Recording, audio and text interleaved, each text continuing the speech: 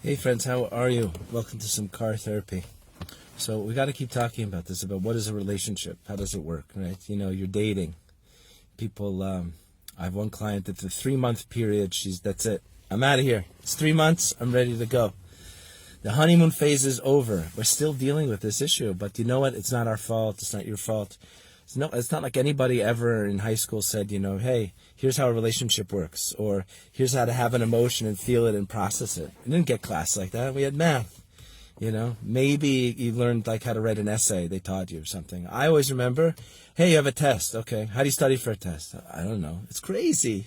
You're asking me to do things you never taught me how to do them. So over here, we're doing relationships. We're relationship masters. So what's normal is negotiables and non-negotiables. As you're getting to know someone and date someone, on one hand, you're open. You want to meet them. You want to connect to them, get to know what they're about. On the other hand, you're looking for reasons to say, I'm sorry, you're not for me. You're looking for those red flags. You're looking for non-negotiables.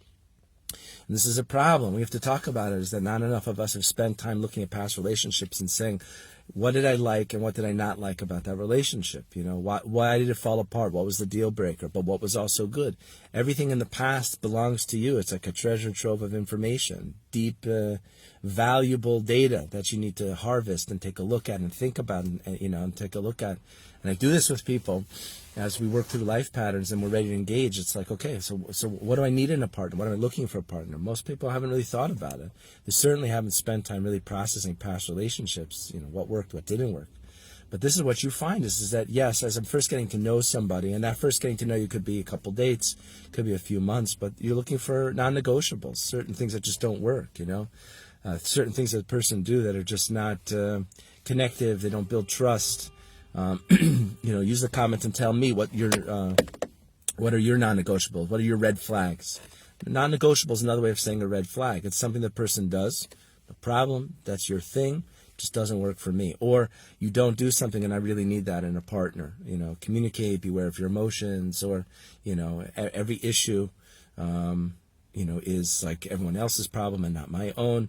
You're looking for those in the beginning phase, but there is a point where as you keep looking through those and you continue to check off the boxes with the person, you get to a point where this is a keeper. And then what you find is more work.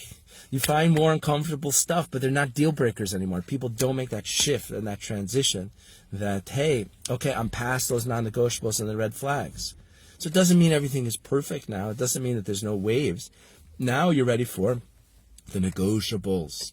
The certain things that the person does that bother you or irritate you or you need them to do or, want them to do. That's normal stuff. They're not deal breakers. I can deal with it. I don't like it. I don't like that you do it. I don't like that you don't do it, whatever it is. But now we can talk about it. We'll use those things to communicate, to learn how to communicate, to see that it's okay to share something that's uncomfortable, to hear, to be heard. We need those things. It's not smooth sailing, perfect, everything is fine. That's that whole honeymoon myth. Is that, now we're through the red flags, everything should be just like sweet and wonderful. No, because it's so good, because it's such a good connection, because this is a good partner for you, now there's some other stuff that's coming up that the two of you can have a collective experience of working through together, he's always late, or she doesn't call in advance, or I need you to check in with me, or different things. Those aren't deal breaker stuff, but they certainly bother you. You know why they bother you? Because they trigger you. You're now in the next phase where I'll trigger you, you trigger me. Why? Not to drive you nuts. I trigger you, you trigger me, so that you can then get in touch with those emotions and work on them. And you're triggering me, bring up a bunch of emotions, and I can get in touch with them and work on them. This is starting to make structure and clarity about how a relationship's supposed to work and in those different phases.